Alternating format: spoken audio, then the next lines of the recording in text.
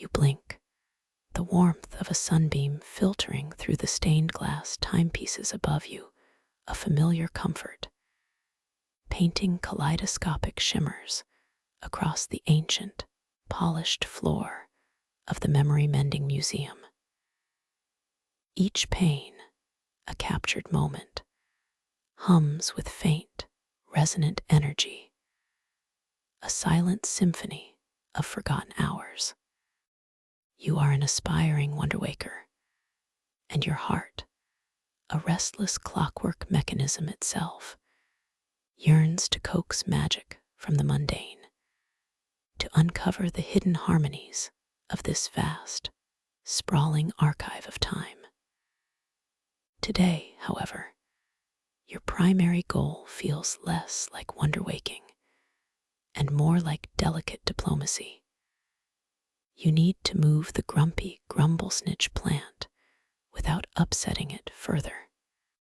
The Grumblesnitch, a sprawling mass of iridescent, perpetually shifting foliage, sits stubbornly in the main thoroughfare, its gnarled roots having woven themselves into the very fabric of the Chrono-marble floor.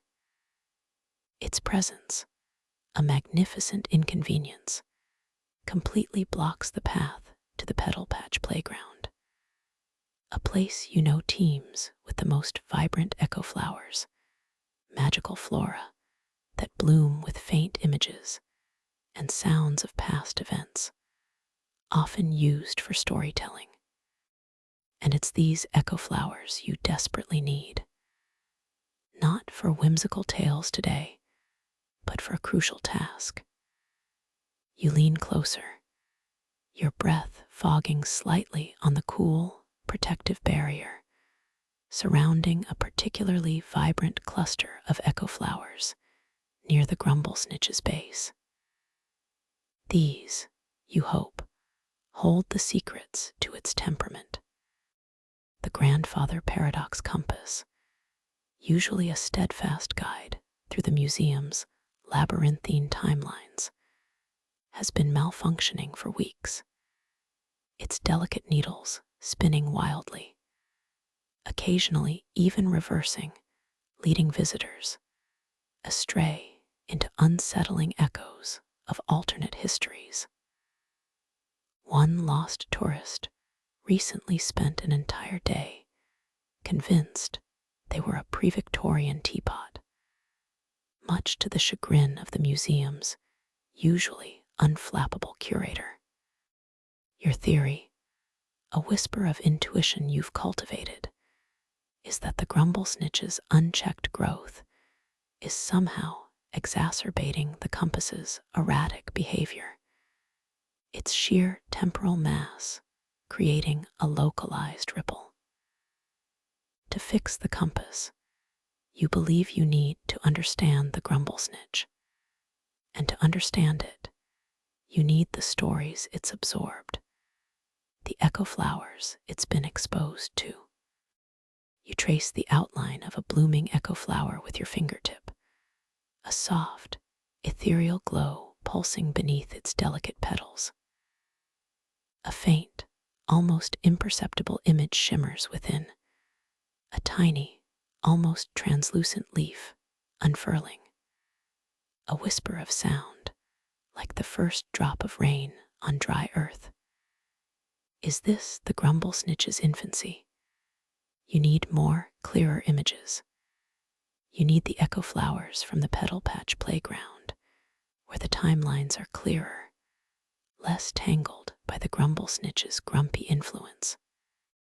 A low, resonant hum vibrates through the floor, a sound you're intimately familiar with.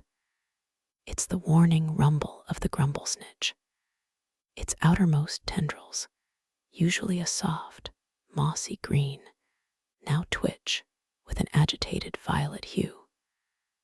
A shiver of unease travels down your spine. Upsetting it further is not an option. Its grumbles can shake the very foundations of the museum, causing minor temporal distortions. A vase might spontaneously age a century, or a forgotten melody might play backward. Your aspiration as a wonder waker is to bring harmony, not chaos. Easy there, big fella, you murmur, your voice a soft, coaxing melody. You feel a pang of empathy for the plant.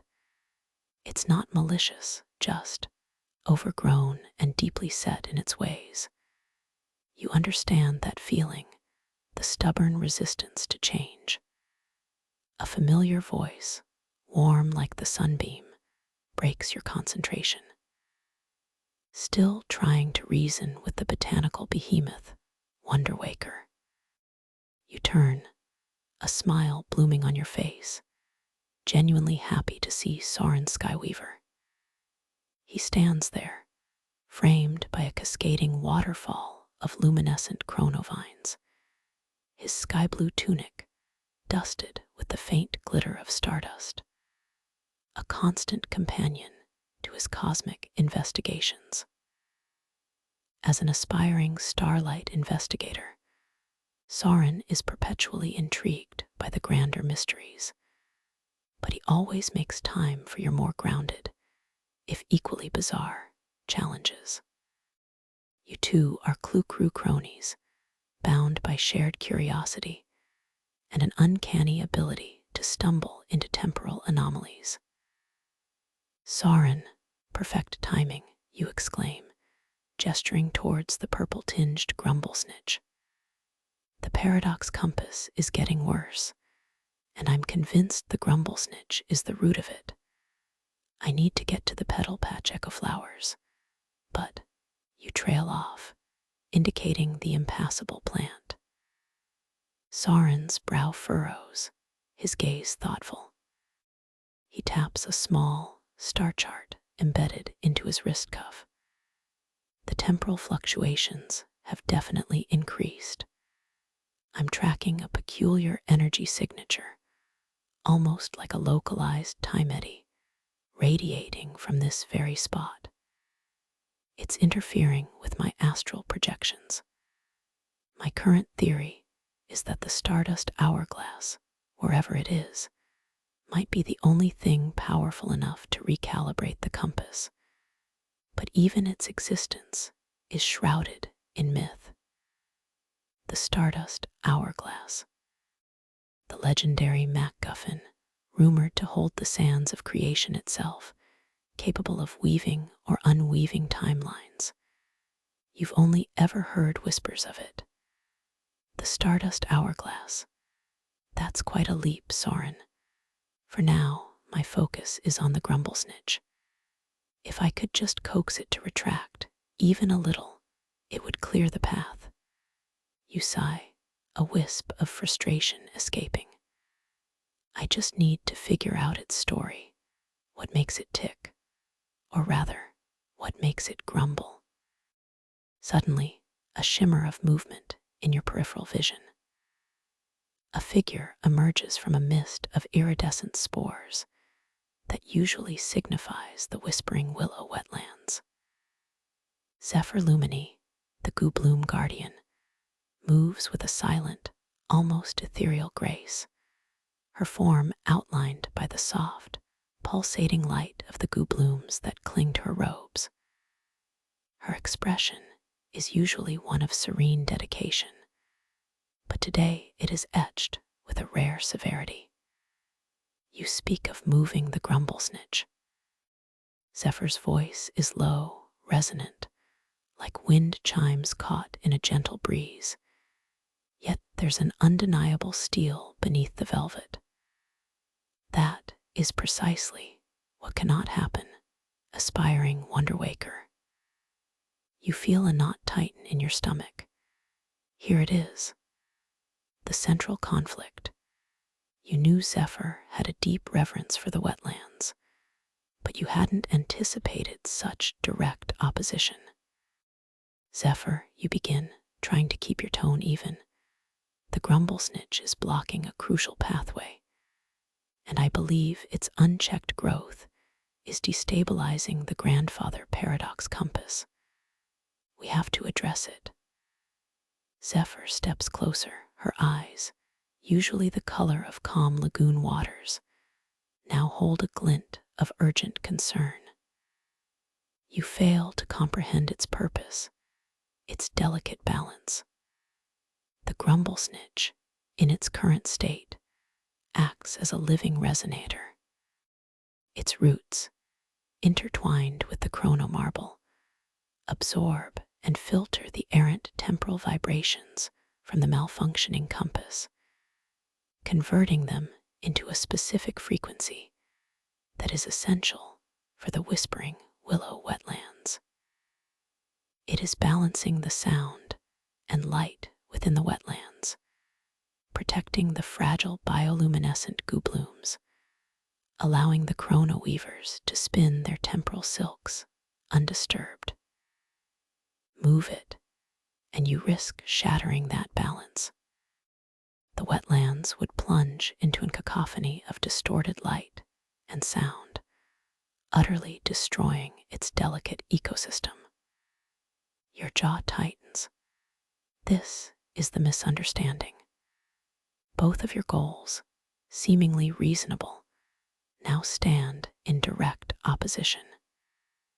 You need to move the plant to fix the larger temporal instability, which you believe is causing the wetlands' issues. Zephyr believes the plant is mitigating the issues, and moving it would doom the wetlands. But Zephyr, you argue, a flicker of exasperation in your voice. The compass is leading people into paradoxes. Entire sections of the museum are suffering temporal bleed-through. If we don't fix the source, the entire museum could unravel, and the wetlands wouldn't be safe anyway. Its disruption is a price we pay for the larger good, Zephyr counters, her voice gaining an edge of unyielding conviction. The wetlands are a sanctuary, a haven for fragile, time-sensitive flora and fauna. I have dedicated my life to restoring their balance. I will not stand by and watch you carelessly uproot a crucial element of their protection for a mere inconvenience to human navigation. Inconvenience. You feel a flush rise to your cheeks. The entire timeline is at risk. We can't just let the compass run wild. You gesture to the grumblesnitch, which responds with another low, agitated rumble, its violet tendrils deepening in color. Soren, sensing the escalating tension, steps between you and Zephyr. Perhaps there's a third way, he suggests, his voice calm, an anchor in the brewing storm. A way to understand the grumblesnitch without disturbing it, to find an alternative solution that satisfies both your concerns, Zephyr, and yours, Wonderwaker. Zephyr regards Soren with a moment of thoughtful silence, then turns her gaze back to you, a flicker of something unreadable in her eyes. There is no third way when dealing with the delicate tapestry of the wetlands. The grumblesnitch stays. Find another path to your petal patch playground, or find another way to repair your compass. With a final, resolute look, she turns and dissolves back into the shimmering mist of the wetlands, leaving you fuming, a helpless observer to her unwavering dedication. She's impossible, you mutter, running a hand through your hair. She doesn't see the bigger picture. She only sees her wetlands. Soren places a comforting hand on your shoulder. Her conviction is admirable, even if it's currently a roadblock. But she's right about one thing. We need another path, or at least another way to understand the grumblesnitch without resorting to force. He gestures towards a dusty, rarely used alcove tucked behind a colossal chrono clock. I recall seeing a very old pebble path map of the museum's forgotten conduits in there once. It might show a secret passage to the petal patch, or at least a way to study the grumblesnitch from a different angle. Hope, a fragile bloom, unfurls in your chest. A secret passage. That could work. You nod, your determination rekindled. Lead the way, Clu-Cru crony. You follow Soren into the dim alcove, the light from the stained glass timepieces barely penetrating here. Dust motes dance in the thin beams that do find their way through, making the air sparkle with forgotten history. The air grows cooler, thicker, carrying the scent of ancient parchment and ozone. Soren points to a heavily bound scroll nestled amongst a stack of forgotten temporal artifacts. There it is, the Pebble Path map. You reach for it, your fingers brushing against the rough, dried leather. It's heavier than you anticipated. As you pull it free, your foot snags on an uneven floor tile, a notoriously tricky spot that always seems to catch you unaware. Your heart leaps into your throat. Oh, bother. Your inherent clumsiness, a constant companion, asserts itself at the worst possible moment. You stumble, arms flailing, and the scroll, once securely in your grasp, flies from your hands. It unfurls with a dramatic whoosh, scattering its contents across the dusty floor with a sound like a shower of tiny, brittle bones. Not just parchment, but dozens of smooth, intricately carved story stones, each depicting a glyph or a miniature scene, tumble out. They clatter and skitter across the marble, bouncing off antique display cases, mixing their order into complete disarray. No, you gasp, staring at the scattered stones in horror. You drop to your knees, heart hammering against your ribs. These aren't just decorative. You remember reading about them. Each stone represents a segment of a path, a riddle, a key to understanding the museum's hidden lore. Now, they are a chaotic jumble. Soren rushes to your side, his usual composure momentarily replaced by a look of dismay. Oh, Wonderwaker. These are the Chrono-marble stones. Their sequence is vital to deciphering the map. We've mixed them up entirely. He picks up a stone depicting a crescent moon, then another with a flowing river. This will take ages to reorder, if we even can. A wave of despair washes over you, cold and heavy. Your clumsiness. It always seems to find a way to derail things.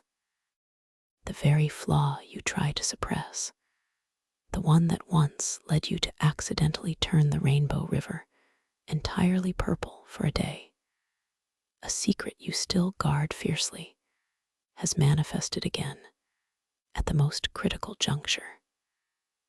This wasn't just a dropped object.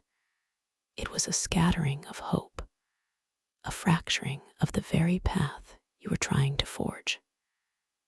You stare at the jumbled stones, each one a miniature monument to your failure. How can you, an aspiring Wonderwaker, someone who aims to bring order and beauty, constantly sow such chaos?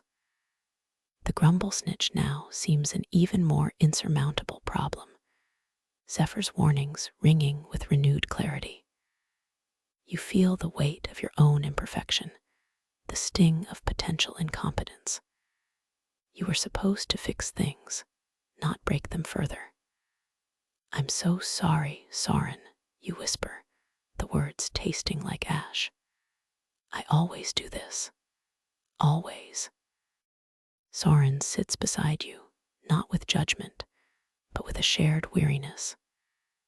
It's all right, he says softly, though his gaze, too, is fixed on the scattered stones, the task ahead daunting. We'll figure it out. We always do. Perhaps this is just another riddle, a more complex one, testing our dedication. But it feels like more than a riddle. It feels like a test you've repeatedly failed. The consequences of this momentary lapse are immense. Without the pebble path map, without understanding these story stones, you're back to square one, trapped by the Grumblesnitch, the paradox compass still spiraling, Zephyr still guarding her wetlands, and the mysterious stardust hourglass remaining just a legend. The fate of the world, in a subtle temporal sense, truly does feel like it hangs in the balance. You pick up a stone, its surface smooth and cool against your skin, depicting a tiny, unfurling sprout. Is it a beginning? Or just another misplaced piece in a puzzle you've shattered? A deep breath. You can't give up. Not now. You're a wonder waker. You have to find the wonder, even in the wreckage of your own mistakes. This setback won't break you. It will only make you more determined. You must learn from this, learn to be more careful, more precise. This moment, this scattered mess, will be a turning point. You resolve, with a fierce surge of will, that clumsiness will not be your undoing. Days blur into a relentless cycle of deciphering. You and Soren, hunched over the scattered chrono-riddle stones, try to piece together the pebble path map. Your fingers ache, your eyes grow heavy, but the task is immense. Each stone depicts a fragment of the museum's history, a celestial event, a forgotten artifact, or a glimpse into the mechanics of time itself. The challenge isn't merely reordering them, it's understanding the logical, temporal progression they represent. Soren, with his celestial insights, provides invaluable guidance, linking astronomical events to historical periods, while you, with your Wonder Waker's intuition, grasp the emotional resonance, the feeling of the narratives encoded in the stones. You learn to compensate for your clumsiness, moving with painstaking deliberation, your movements slow and precise, a marked change from your usual hurried pace. You now place each stone with the reverence of a surgeon. During this intense period, the grandfather paradox compass's malfunction escalates. Faint, ghostly figures, shimmering with the wrong temporal signatures, start appearing in the museum's corridors. A Roman centurion arguing with a Victorian inventor, a future botanist tending to plants not yet discovered. Whispers of impossible futures and faded pasts drift through the air, creating a disorienting, dreamlike atmosphere. The temporal bleed-through is becoming a full-blown hemorrhage. Panic begins to ripple through the few visitors brave enough to still enter the museum. The stakes are higher than ever. The fabric of reality itself feels stretched thin, like an old tapestry about to tear. One particularly frustrating afternoon, as you try to fit a stone depicting a shimmering nebula next to one showing a blooming echo flower. A cloud creature, mischievous and elusive, swoops through an open archway. It moves with incredible speed, a blur of iridescent vapor. Before you can react, it snatches a small, ornate device from a nearby display case, the laughter lens, an artifact said to focus positive temporal energy. You cry out, startled, but the creature is gone in a puff of mist, leaving only a lingering scent of ozone and something faintly sweet, like forgotten candy. The laughter lens, Soren exclaims, standing abruptly. That's a crucial component for stabilizing localized temporal fluxes. What could it want with it? The theft feels like another personal failure, another consequence of your distraction and focus on the Grumblesnitch. You had wanted to examine the laughter lens yourself to see if its properties could aid in understanding the Grumblesnitch's temporal signature. Now it's gone. The pressure mounts. Days turn into a week, the task of reordering the stones still incomplete, when a particularly jarring temporal ripple shudders through the museum. A section of the main hall briefly phases out of existence, replaced by a flickering image of a primeval forest before snapping back into place. It's a terrifying glimpse of the chaos to come. We need a faster way, you declare, pushing a stray strand of hair from your eyes. These stones are proving too complex. We need more information directly from the Grumblesnitch, even if it means risking Zephyr's wrath. Soren nods, his expression grim. I agree. The temporal eddies are growing stronger around the Grumblesnitch. Something about its interaction with the paradox compass is accelerating the instability, not just containing it. This confirmation fuels your resolve. You decide to confront Zephyr directly, to make her understand the true urgency. You find her in the whispering willow wetlands, surrounded by glowing gooblooms, her face illuminated by their soft, pulsating light. She is meticulously tending to a delicate chronofern, her movements precise and dedicated.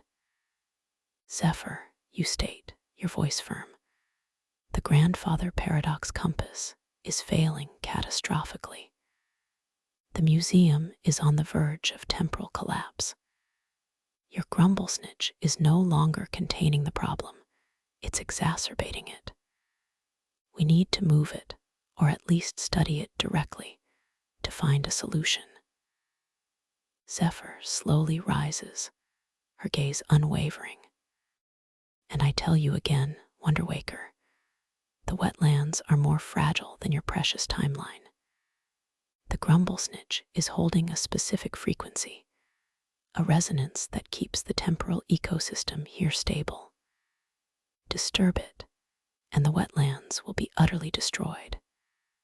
I saw a vision of it, a future where the gooblooms shrivel, the chrono-weavers lose their threads, all because of your reckless interference. Reckless, you retort, your patience fraying. We are facing the unraveling of existence. Your dedication to these wetlands, while noble, blinds you to the greater threat. And your ambition to fix everything blinds you to the delicate balance that already exists. Zephyr retorts, her voice rising, losing its usual calm. You seek to impose your will on nature, where I seek to nurture its intrinsic harmony. This Grumblesnitch protects us from the very temporal bleed-through you claim it causes. You misunderstand its purpose entirely. The argument escalates, a furious exchange of ideals and desperate convictions. Suddenly, the Grumblesnitch, sensing the tension, lets out an unprecedented, ear-splitting shriek. Its violet tendrils lash out, striking a nearby display case filled with ancient, delicate sundials.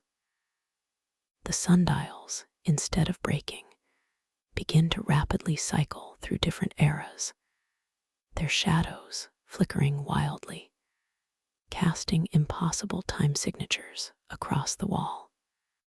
The grandfather paradox compass nearby spins so violently its needle threatens to snap. See, Zephyr cries, gesturing to the chaos. Your agitation only makes things worse. The Grumblesnitch is protecting itself, protecting the wetlands. You are trying to move something you do not understand. A difficult moral choice surfaces, sharp and clear, in your mind.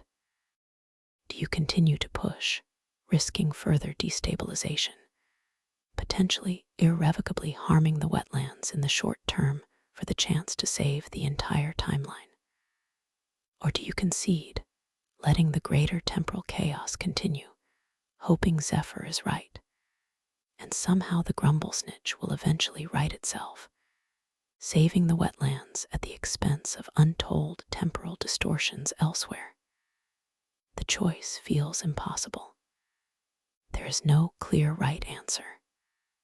But then, an idea, a flicker of inspiration. What if, you propose, your voice cutting through the rising cacophony?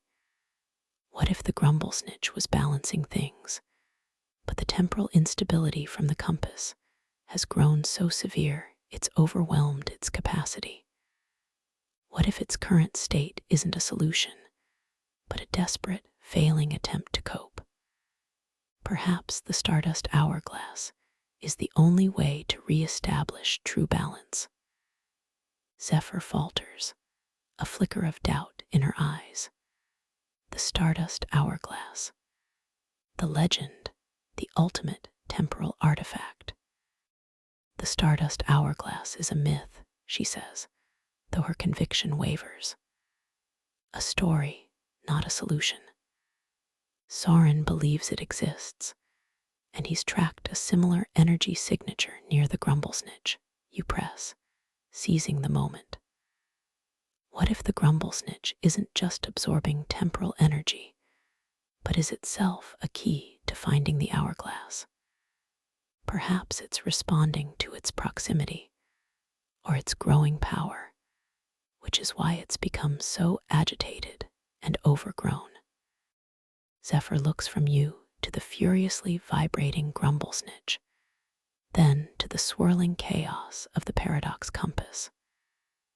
The idea, though fantastical, seems to resonate with the increasing strangeness of the situation.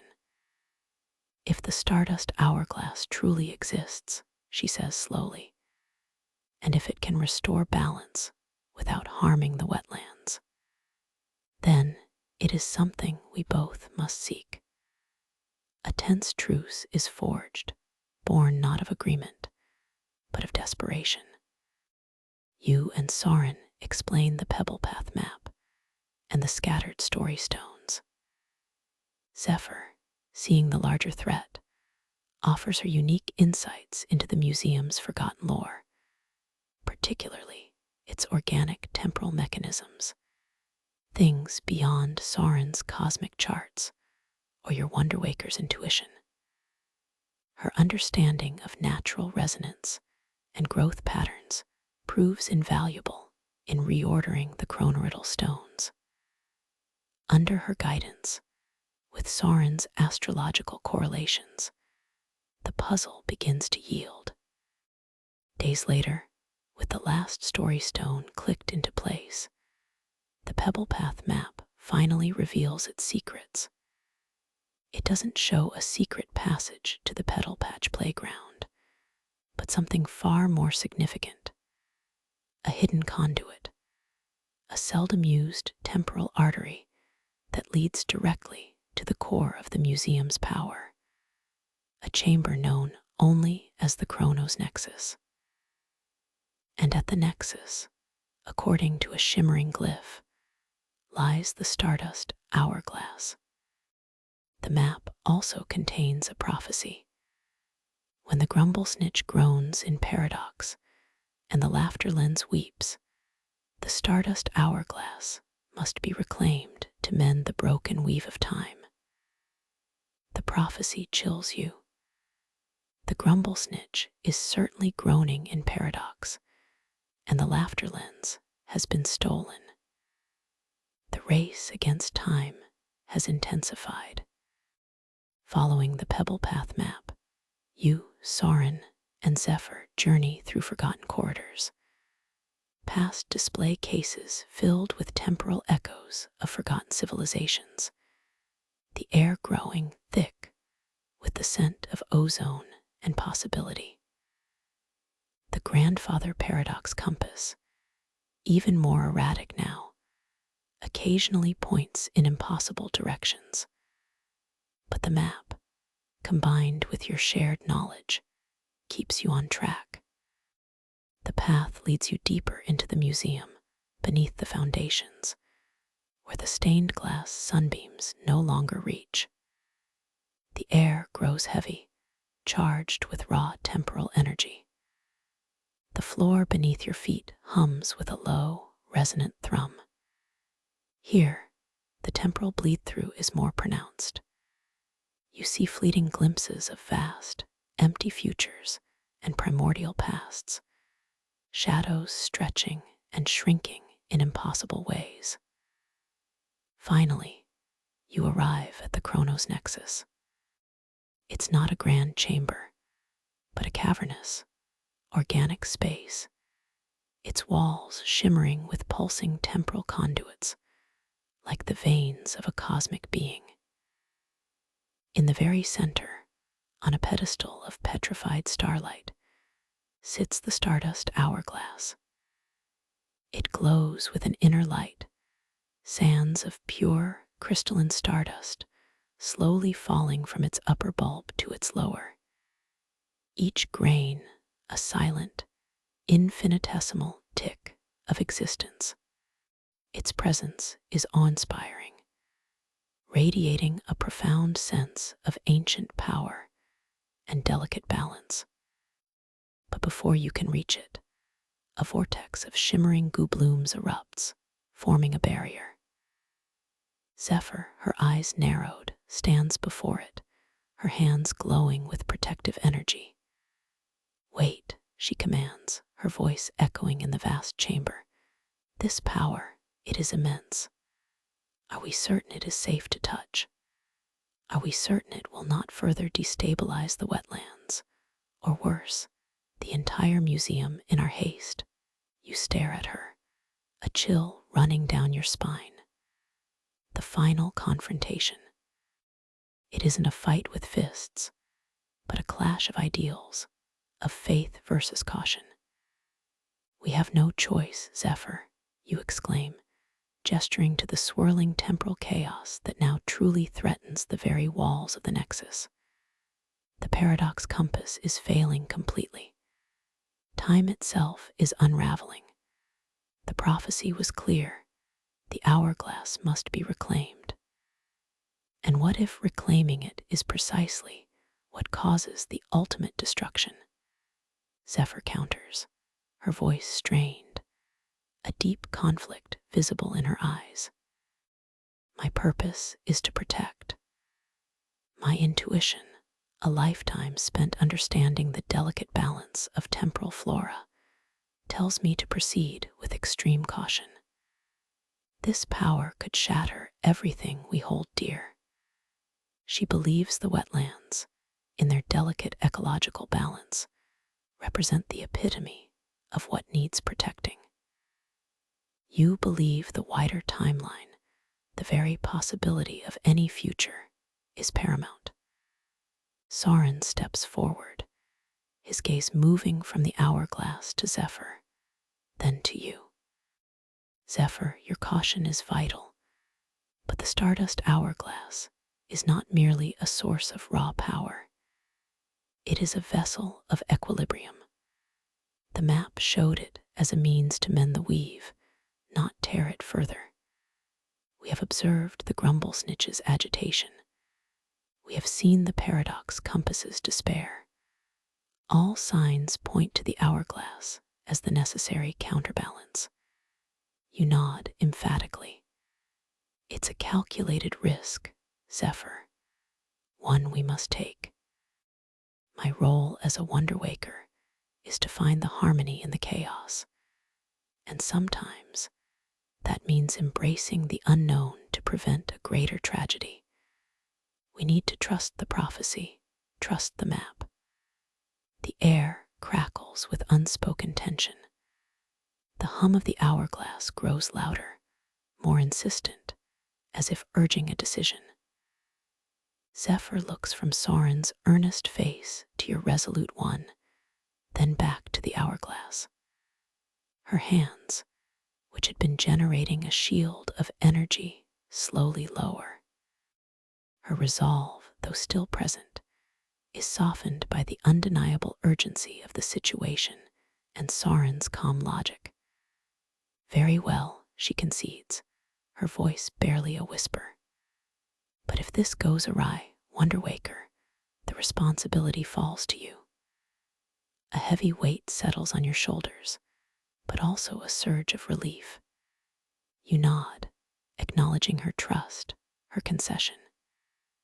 You approach the hourglass with a mixture of awe and trepidation, your earlier clumsiness replaced by a newfound, focused precision. As your fingers brush against its shimmering surface, a wave of energy, cold, and then impossibly warm, washes over you. The sands within glow brighter, and a soft, resonant hum fills the Chronos nexus. The temporal conduits on the walls pulse in time with the hourglass's rhythm. With the stardust hourglass in hand, you feel an almost overwhelming sense of connection to the flowing nature of time itself. You understand, instinctively, that it needs to be returned to its proper place within the grandfather paradox compass to recalibrate its chaotic energies. As you turn, the cloud creature that stole the laughter lens drifts into the Chronos nexus, materializing from a swirling mist.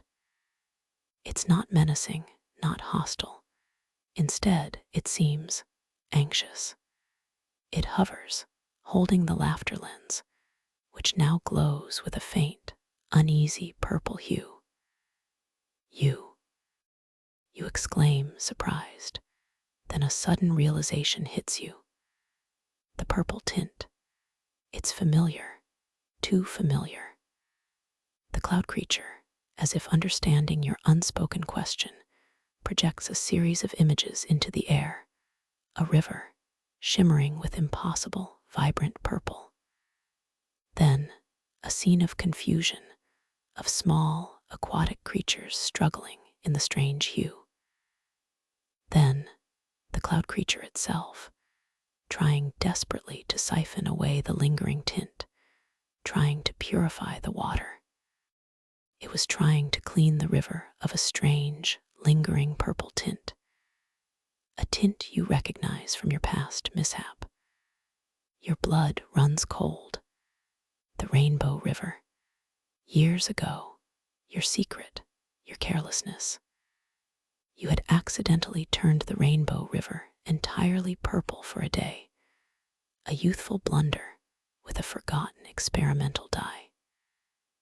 You had thought the effects were temporary, harmless, a fleeting moment of aesthetic chaos. But the creature's projected images reveal the truth. The purple tint had lingered, seeping into the temporal currents, affecting the delicate ecosystem of the river, and eventually polluting the very flow of the whispering willow wetlands. The cloud creature, the thief of the laughter lens, wasn't trying to steal it for mischief. It was using the lens's focusing properties to amplify its own purification efforts, trying to combat the lingering purple residue from your past mistake. The laughter lens, which you thought was merely stolen, was being used in a desperate attempt to correct a temporal imbalance you had initiated. The revelation hits you like a physical blow.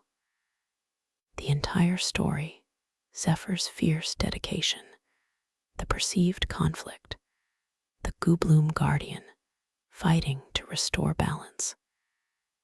It all recontextualizes in a devastating, heartbreaking way. Zephyr wasn't just protecting the wetlands from a vague, external threat. She was unknowingly trying to fix a mess you had made, a temporal pollutant you had unleashed. Her seemingly unreasonable goal was, in fact, a very reasonable response to a problem you hadn't even realized you decreated.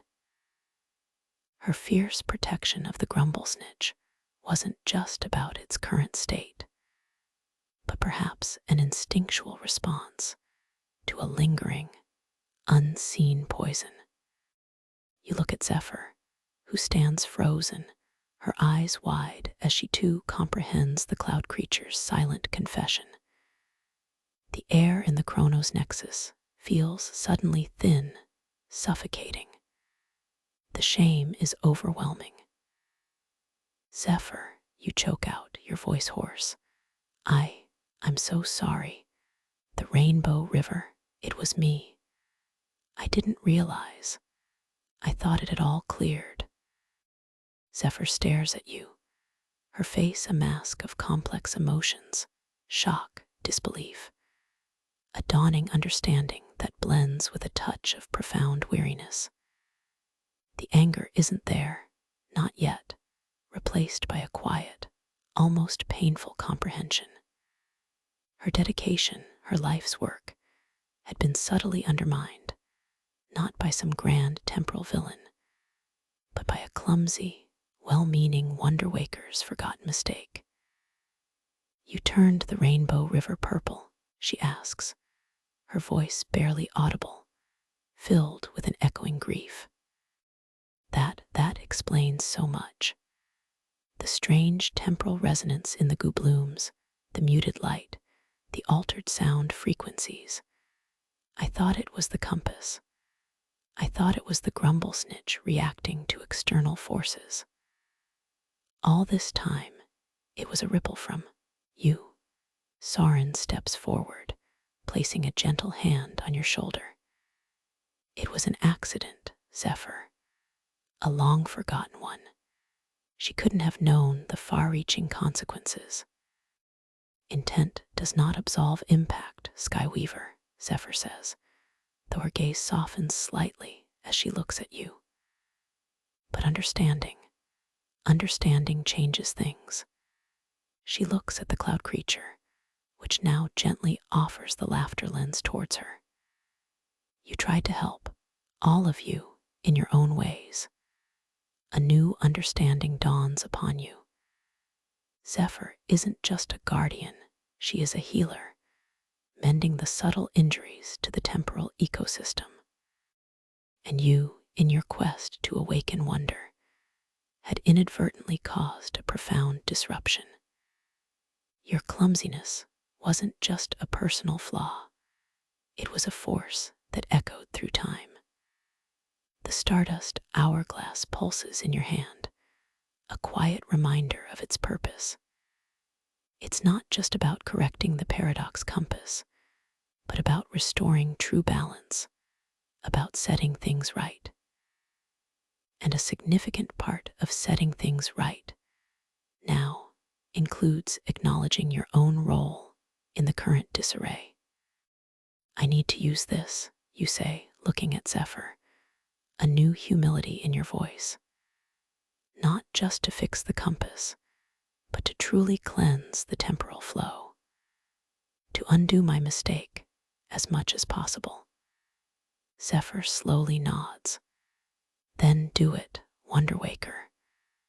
But do it with the understanding that balance requires not just power, but responsibility and humility.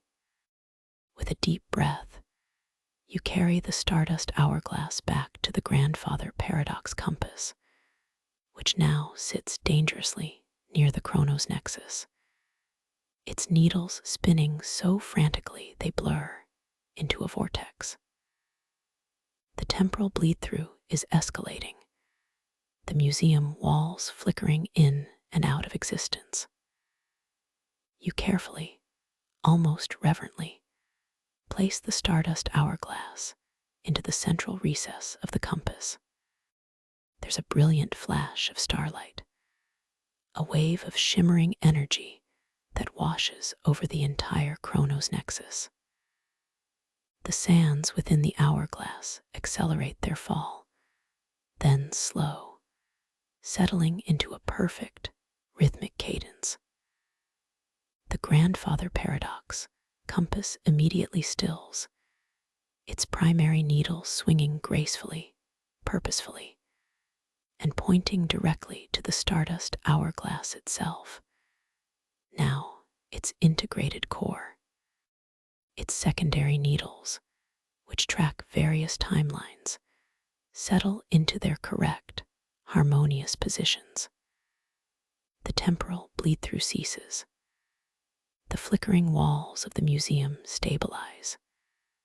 The overwhelming sense of temporal chaos recedes, replaced by a profound, almost audible sigh of relief from the very fabric of time.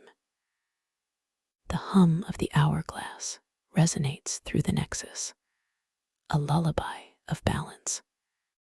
You feel a profound sense of exhaustion, but also an overwhelming surge of relief and a quiet, blossoming hope.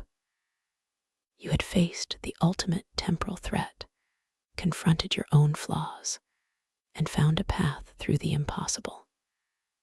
Later, as the three of you emerge from the depths of the museum, the light from the stained glass timepieces feels even warmer, more welcoming. The air, once thick with paradox, now hums with a gentle, harmonious energy. The grumblesnitch, still large, but no longer agitated, has retracted its violet tendrils, its leaves returning to a soothing, deep green. Its low rumble now sounds like a contented purr. It was no longer reacting to your reckless interference, but to the restoration of balance. You turn to Zephyr, the laughter lens now safely returned to its display case, its purple tint faded. Zephyr, you begin, I want to help. I want to work with you to ensure the wetlands are truly healed, to understand the long-term effects of my mistake. I'm not just a wonder waker. I need to be a wonder mender too. Zephyr meets your gaze, her eyes now calm and clear. Perhaps, wonder waker, she says, a faint, understanding smile gracing her lips. Our goals were never truly in conflict. Only our perceptions. There is much to mend. And perhaps together, we can truly restore the balance, not just to the wetlands, but to all the delicate weaves of time within this museum. Soren grins, clapping you on the back. A Clue crony always follows the threads, even if they lead to unexpected and occasionally purple origins. We'll find a way to analyze the lingering temporal residue, Wondermender. You smile, a genuine, unburdened smile.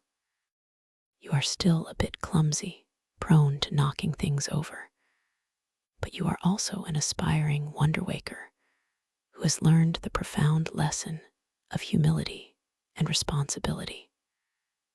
The grumblesnitch might still be grumpy, the mysteries of the cosmos endless for Soren, but the grandfather paradox compass is stable. The stardust hourglass reclaims its rightful place, and the path ahead, though filled with challenges, is now clear, illuminated by a hopeful light. The Chronos Weave Carnival, a perpetual dance of time and memory, continues, more vibrant and harmonious than ever, its delicate fabric woven anew, stronger for the mending.